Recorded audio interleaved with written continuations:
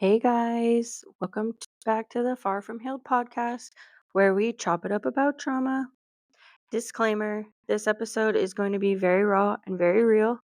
Sexual abuse is very real and rarely talked about until it's too late. So if you do have history dealing with this as well, I see you and you are not alone.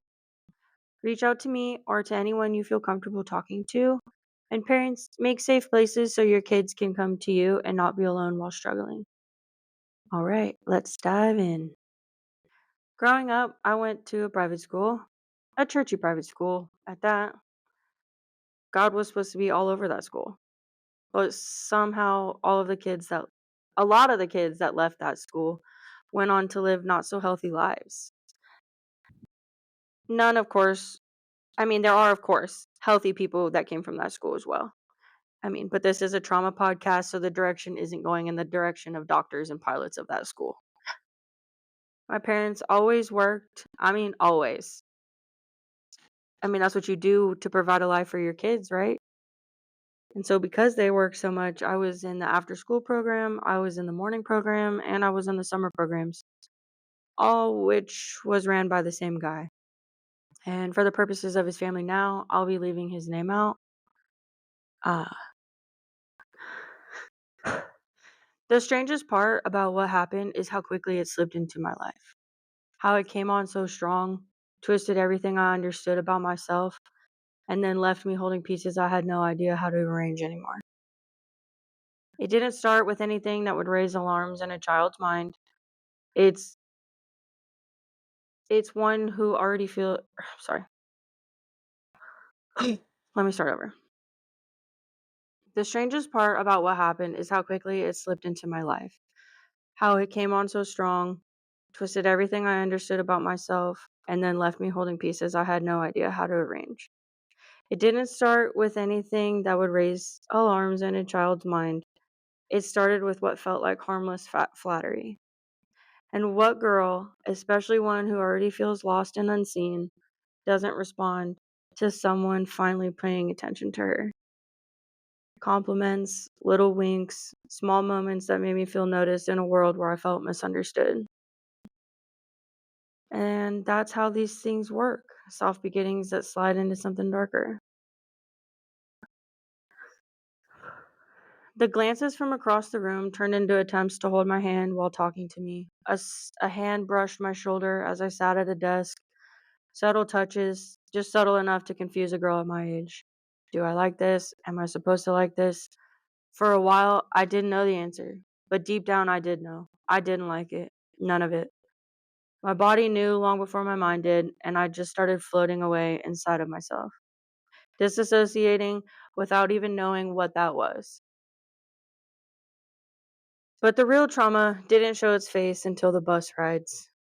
During the summers, kids who needed all day daycare, kids like me, went on field trips to lakes and parks and pools and wherever they could entertain a group of kids while parents worked. And those buses became the birthplace of memories I spent decades trying not to remember.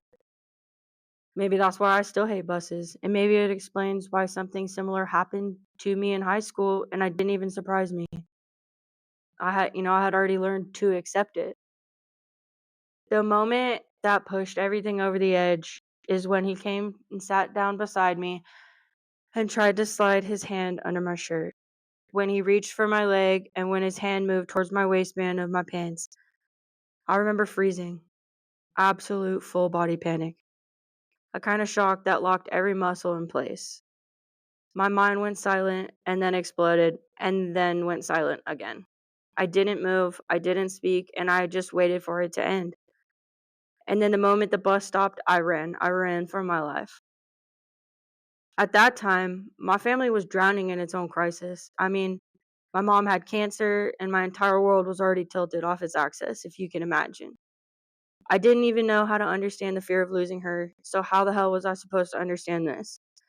My parents worked constantly, and their schedules were the very reason I was in his care to begin with. Telling them felt impossible. They were the last people I wanted to add anything to. I didn't know how to open my mouth and say something happened to me. I didn't know I didn't even know how to say it to myself, so I stayed quiet. I graduated, I left, and I actually never went back except for one time. When I look back now, I know there were good memories there too. Book fairs, school musicals, the DARE program lunch I somehow won, which is actually hilarious considering how my life actually turned out. There were memories worth keeping, but they actually never stood a chance against the ones that consumed me. It's been 20 years. 20 years since those days. 20 years since it happened. 20 years since I let myself even try to remember. Disassociation became my armor, and I wore it so well. And I still do. People love to say what a child should have done, quote unquote. I should have told somebody. I should have moved seats. I should have screamed. I should have fought. But you know what? Ultimately, I should have not been in that position in the first place. Because how can a child know the right thing to do when the person hurting them is the person meant to keep them safe? When the adults in their life are already stretched thin by sickness, work, and life falling apart at the seams, that's that's a reality a kid doesn't even know how to live in. So you go to one that doesn't exist. I feel like in disassociation land sometimes. And I know there's people who can relate to that as well. Now that I'm an adult with my own kids, I want to heal my pain and then move on from the pain. I want to create a safe space for my children to come to me with anything, and God forbid anything like this happens to them. For anyone that can relate to this, please know you are not alone. I hope you are just able to heal from the pain. Please don't hesitate to reach out to me or to anyone you feel comfortable talking to. As always, this is the Far From Heal podcast where we chop it up about trauma. Stay tuned for the next episode, y'all. Love you.